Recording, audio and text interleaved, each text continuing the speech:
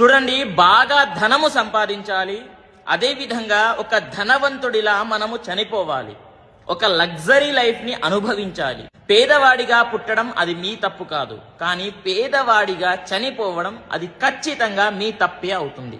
చూడండి, ఎప్పుడైనా సరే మనం బాగా ధనము సంపాదించాలి అని అంటే మన జాతకంలో శుక్రగ్రహ అనుగ్రహం మన పైన ఉండాలి.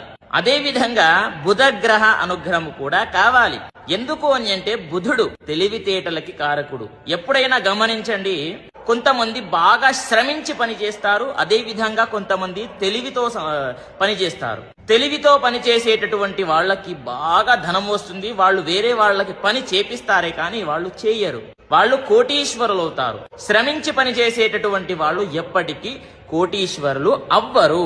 పని చేస్తేనే వాళ్లకు ధనం వస్తుంది, కానీ తెలివితో చేసేటటువంటి వాళ్ళకి కూర్చున్నా సరే ధనం వస్తుంది. అదే విధంగా శుక్రుడు దేనికి కారకుడు అని అంటే ధనానికి కారకుడు. ఒక లగ్జరీ లైఫ్ ని ఇస్తాడు. జాతకంలో శుక్రగ్రహ బుధగ్రహ అనుగ్రహం మీ పైన ఉందా, మీరు ఖచ్చితంగా కోటీశ్వరులు అవ్వాల్సిందే, మిమ్మల్ని ఎవ్వరు ఆపలేరు.